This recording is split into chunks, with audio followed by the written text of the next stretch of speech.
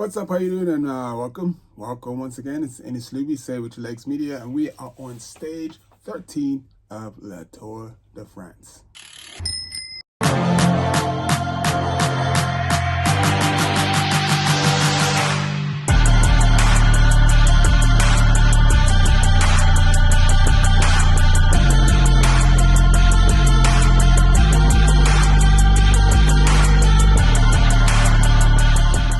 Say With Your Legs Media, you know what to do. Hit the like button, subscribe to the channel. Thanks. We got lots of stuff coming up. So where were we? Today, UAE got a A+ across the board from most of the other media outlets, talking about how they were pretty fantastic today. They were smart, sent Adam Yates up the road. He was a threat to all of the other GC teams. So what did the other teams have to do?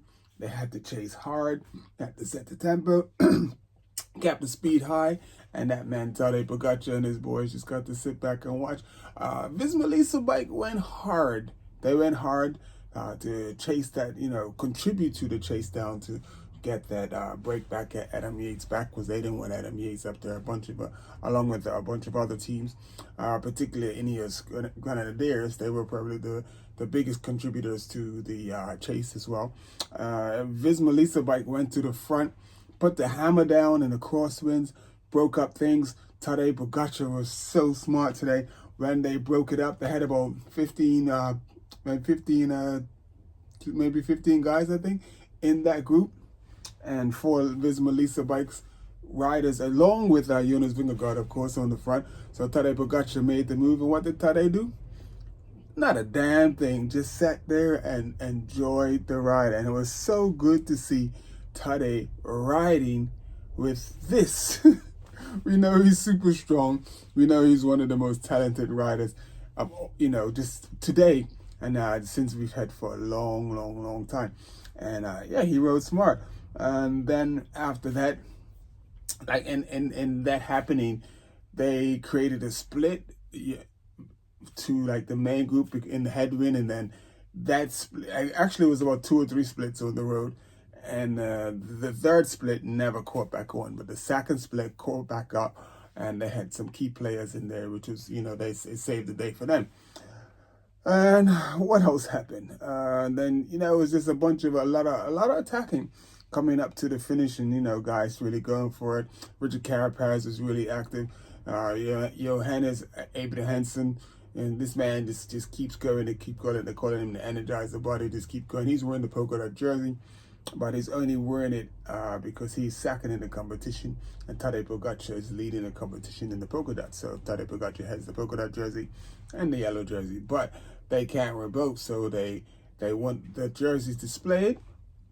So the person who is second in the competition wears the yellow jersey. So just saying, Bini was in yellow leading the race and also leading the green points, and the person who was in second with a green jersey, so that the green jersey gets shown, because it's important to have, it's the utmost importance that all the jerseys that are displayed during Le Tour de France. So that's that part.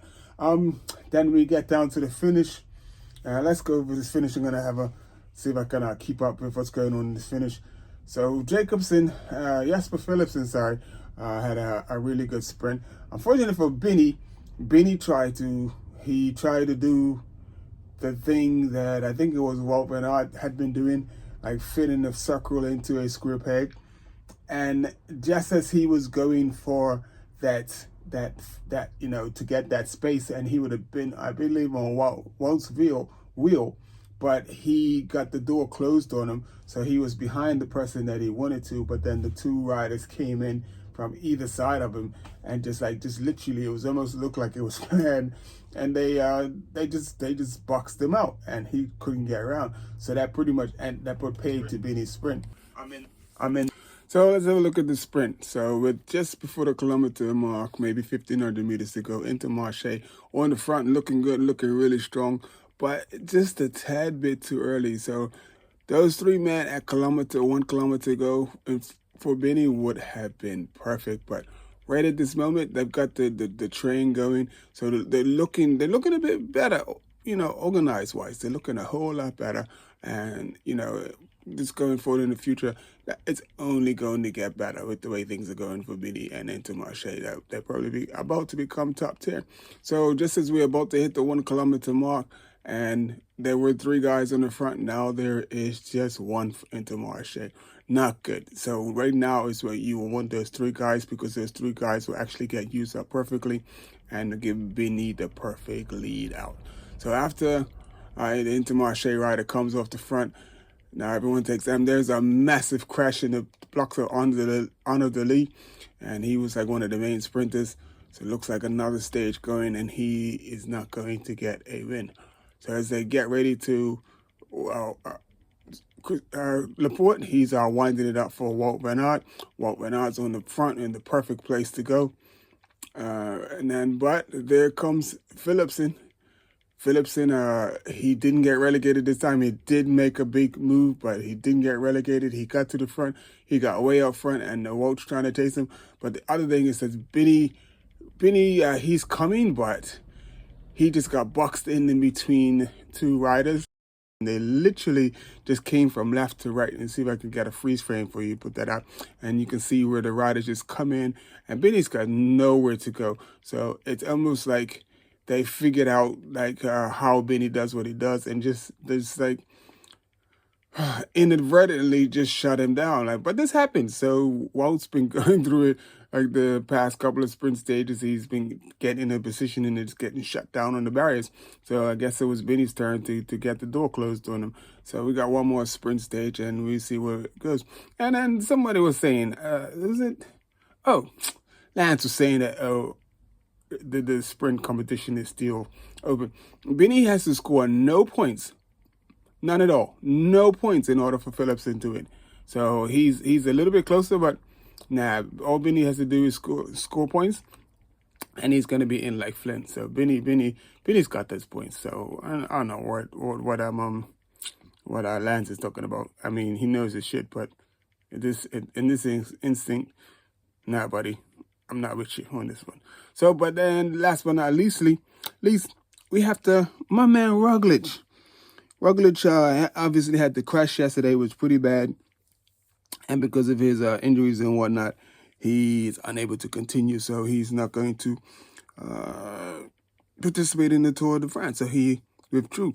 And then during the race, UAE, Tadej Pogačar lost the man. They lost Juan Ayuso. And they said it was due to COVID. So now you see at the end of the race, you see Ramco wearing his face mask, and people are taking precautions because they don't want to get sick. So yeah, that was the day. That was how she went, people. Anyway, thank you for tuning in. Unlucky for Bini this time around, and we got one more stage to go. All he has to do, he doesn't even have to win, but he's probably gonna try to win. Just get the points you need, brother. Get the points you need, and then we can go from there. Alrighty? Peace out. Thank you for hitting the like button. Thank you for hitting the like button. Thank you for subscribing to the channel. And we will see you tomorrow after the first mountain stage, where they go over the Tourmalet and 2 other mountains. And Tadej said he thinks he's better prepared for these mountains, and he's looking forward to it. So I'm looking forward to it too, to see what he gets to do, because he didn't, he rode smart today. And so he conserved a lot more energy. Jonas actually, probably, if anybody burnt any matches, it would have been Jonas, because Tadej was a very cool customer today. Alrighty? I think that's about it. Hit the like button. Subscribe to the channel. Love you. Thanks.